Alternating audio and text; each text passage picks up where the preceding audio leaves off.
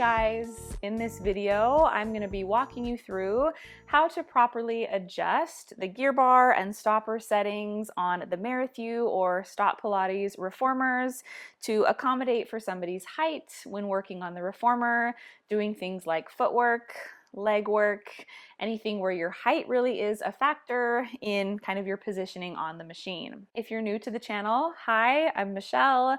I'm a STOTT Pilates certified instructor as well as a STOTT Pilates instructor trainer. I'm also the creator of the Real Good Pilates app. So I'm really glad you're here, and I hope this video is educational and informative and helps you feel more confident in adjusting your STOTT reformer. Before we get into the nitty-gritty, it is important to note that there are two different types of gear bars for the STOTT equipment. There is a more classic, kind of old-fashioned gear bar, which is what I have. It's a little bit simpler. And then there is a newer, high-precision gear bar, which gives you more options of setting positions. So I will be walking you through both types and the differences between the two. So why do we even bother with adjusting our settings in the first place? Well, it's really important for things, especially like in footwork, for example, which a lot of times is kind of the warm-up for class. It's often the very first exercise we do in a workout.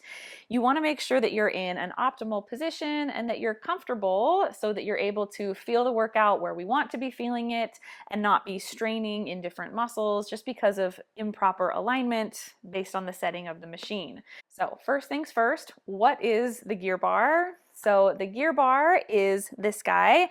On my machine, it just literally is a bar that has these little circular slots for the springs to fit into. It's what we attach the springs onto to gain tension. The gear bar dictates how much initial spring tension there is on the springs when the carriage is closed. The stopper is what dictates how far the carriage can come in, so how close the carriage can travel towards the foot bar. So on my standard gear bar, I have three different positions or three different slots for the gear bar to fit into. I have position 1, which is closest to the platform. The next one is number 2, and then the furthest away from the platform is position number 3. My stopper runs along the inner side of my rails here, and it has 6 different positions. So whereas my gear bar only has 3, the stopper has 6 different potential slots to fit into, and the numbering works the same way. The hole that is nearest the platform is number 1, and then running in order from there, 2, 3, 4, 5, and then 6 is the slot that is furthest away from the platform. So the numbering for both the gear bar and the stopper run lowest to highest, starting from the platform. The kind of standard or base settings for the machine are to be at gear bar position 2, stopper position 2. A lot of times we'll call this 2 and 2 for quick reference. So this is where the machine is going to be set at most of the time, unless you're modifying for the length of your body, the length of your limbs, most often in things like our footwork. So it's important to know what we're looking for in terms of when we need to adjust somebody for their settings for an exercise like footwork. So in our footwork exercise, it involves lying supine on the reformer with the feet up on the foot bar. The kind of reference angle that we're looking at is when somebody is laying down in that position, you ideally want the knee joint to be aligned approximately over top of the hip joint. So more or less a 90-degree angle of the hip when the carriage is fully closed. If that hip joint angle is smaller, that could cause some discomfort in the hip, maybe the feeling of kind of gripping in the hip flexors. It also might inhibit you from being able to maintain a neutral pelvis, which is also something we want to look for in our footwork exercise. So what is a neutral pelvis? That's also something that would be important to understand. So a neutral pelvis is when all 3 bony landmarks at the front of your pelvis, your 2 ASIS bones and your pubic bone, those 3 bones kind of form a triangle. Those 3 bones should be lying in approximately the same horizontal plane as each other when you're in a neutral position. So you don't want to have the pubic bone tipped higher than the ASIS. That would put you in a posterior tilt of the pelvis.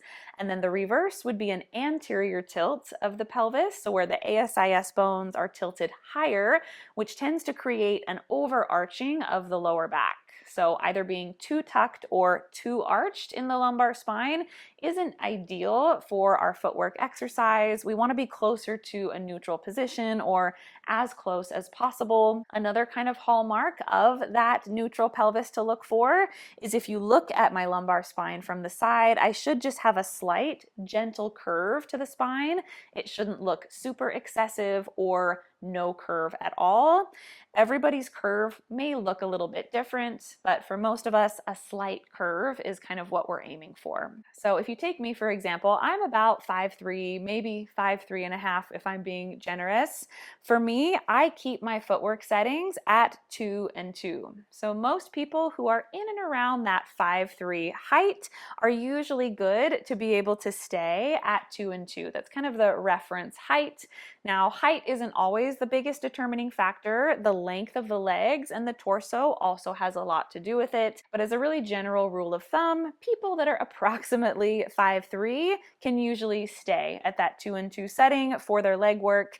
That gives them about a 90-degree angle at the hip and the ability to maintain their neutral spine. So if somebody is shorter than 5'3", if they're on the more petite side, their legs are a little bit shorter, that means we're going to need to move our settings in or closer to the foot bar so that they're able to achieve that 90-degree angle approximately in the hip when the carriage docks into the stopper. Somebody who is taller than 5'3" or 5'4", they're going to need to move their settings out or push them back further away from the foot bar so that they can achieve that proper positioning.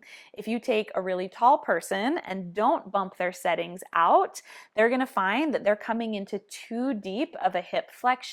Most likely they're tucking under in their pelvis when they close the carriage all the way, and it's just going to cause a lot of unnecessary movement in the pelvis during footwork when we're going for more of that pelvic stability in a neutral position. Somebody who is on the shorter side, if we don't move them in and give them their ideal settings, then they're going to feel like they're not able to flex their hips or their knees enough. They're going to feel like they're prematurely bumping into the stopper and like they're being too limited on their range of motion. So like I mentioned, 2 and 2 are kind of those standard base settings for the gear bar and the stopper. If we have somebody who is shorter than 5'3", we're going to move them to gear bar position 1 and stopper position 1. So that's going to allow the carriage to come in further and give that shorter person a little bit greater range of motion. When we start to get taller than 5'3", 5'4", that's when the gear bar and the stopper are going to need to start traveling back. So I can move my stopper back one position without needing to move the gear bar. So if somebody was just slightly taller than 5'3", 5'4", or maybe had just a little bit longer legs, I could put them at gear bar position 2, stopper position 3. So moving the stopper one position without moving the gear bar is completely acceptable, okay? It makes the springs just a tiny bit tighter when you go to put them on, but not enough to make that much of a difference. However, if I need to move the stopper back even more, that's when I have to start moving the gear bar. So the possible settings with the standard gear bar are 1 and 1, 2 and 2, 2 and 3, 3 and 3, 3 and 4, 3 and 5, 3 and 6. Now, everybody is super different. There are certain individuals who can very comfortably maintain a neutral pelvis and go into a deeper hip flexion beyond 90 degrees. So especially people like athletes or dancers or people with a little bit more range of motion available to them in the hips absolutely are able to do that. And in fact, people with sport-specific needs who need to train into those deeper levels of mobility, it is absolutely valid to put somebody at a stopper setting where they are going a little bit maybe beyond that 90 degrees. So in that case, I would just refer back more to what their pelvis and spine looks like. Are they able to maintain the neutral pelvis and spine in that deeper flexion of the hip? And if so, then it is a perfectly valid place to let them be. It's okay to train into those deeper ranges, but we do want to try to stay kind of true to that stability factor in the neutral pelvis if possible. Now, with the high precision gear bar, it gets a little bit simpler because there are the same amount of slots for the stopper and for the gear bar. The high precision gear bar has these 2 pins on either side. To adjust this gear bar, you want to pull both pins out at the same time, and then you're able to just slightly smooth the gear bar where you want it to go, so forward or back. When you get it to the desired position, you want to release the spring-loaded pins and make sure they lock completely into place. Not a bad idea to give the gear bar a little shake and make sure that those pins have fastened in correctly. We have 6 different slots. They're numbered in order, just like everything else, lowest to highest, starting your counting from the platform. So this first slot is position 1, second slot position 2, third position 3, and then so on and so forth all the way through number 6. So when this gear bar is at position number 1, it means that the gear bar is pushed all the way forward. The pins are in that very first slot. When the gear bar is at position number 2, the pins are in that second slot, and that first hole is kind of visible in front. So when you can see one hole on the gear bar closest to the platform, that means the gear bar is in position number 2. When the gear bar is in position number 3, meaning the pins are in the third hole, you can see those 2 other slots in front. So with this kind of gear bar, it makes it a lot simpler. You can just be positioned the same number with the gear bar and the same number with the stopper. So gear bar position 1, you'll be at stopper 1. Gear bar position 2, you'll be at stopper 2.